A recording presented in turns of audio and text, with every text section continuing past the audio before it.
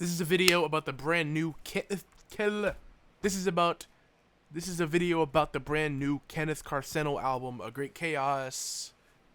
It's finally here.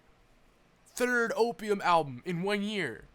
I mean, like, I'm really happy about that. Just first of all, the fact third Opium album in a year, like that's like crazy to me. And this album, I was very hyped for it. I was extremely excited for this album. I heard about it coming out. Actually, I was in the movie theater waiting to see Spider-Man Across Spider-Verse June 2nd. And my friend told me about this album, and I was like, whoa, that's really cool. And he showed me the tweet. It said July 17th. And we've been waiting for 4 months since then. But I think the wait was really good. You know, worth it. Because this album is really cool. This is a really cool album. I mean, like, it evolves off of Ken's sound pretty well. And it bounces off, you know, what he was aiming towards and trying to do.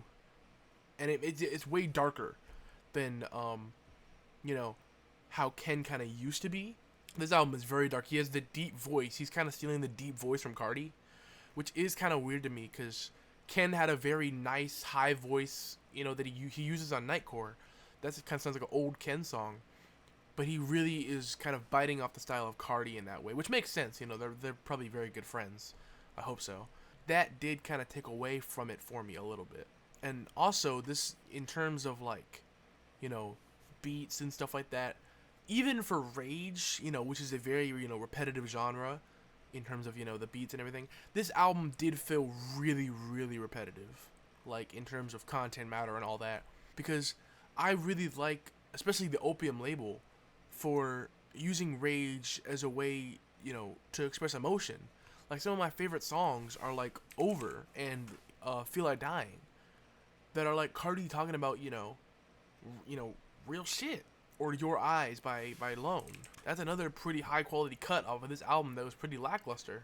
And this album felt to me like everything If Looks Could Kill was supposed to be. If Lone didn't just love guitars for whatever reason, you know, especially this song Lose It, which blew out my ears when I heard it. Who's top 5 you smoking on, Kendrick?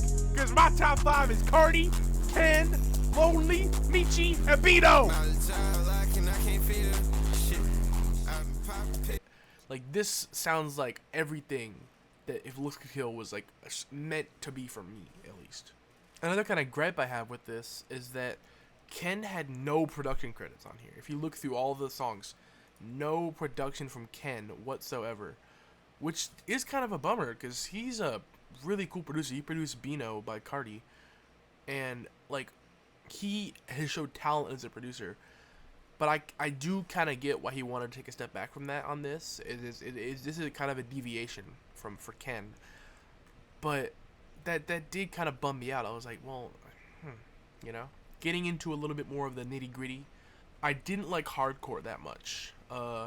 It's, you know, the same, you know, it's very repetitive, but even, like I said, even for Rage, hardcore is really repetitive, but it didn't really take away from the album for me. I didn't like it that much. There wasn't really any bloat on this album. It was a very concise track list, I think.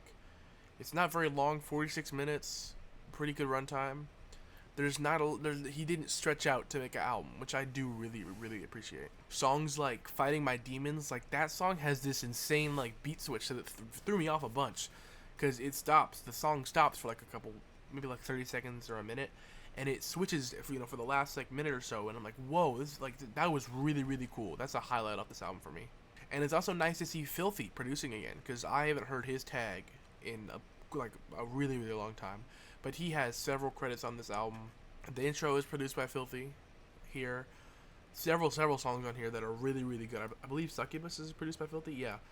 Again, Succubus is one of my favorite songs on this album. That is such a great song. And Paranoid featuring Destroy Lonely, which is a snippet that had been posted called Keltec.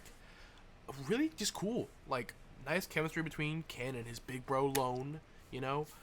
Like, very nice, well together. Same thing with Like This. Like This was interesting because it's Uzi's on there, obviously, which is if not the first time, I think one of the first times a non-Opium member has been featured on an Opium album. No, scratch that, because there's like 100 people featured on Homicide Lifestyle. But that is really nice to see, because Uzi does obviously a lot of features, but you know, Ken and Lone specifically, just they like to do just Opium members featured on their albums. So that was really nice to see. You know, Uzi's been showing their support for those two for a while now.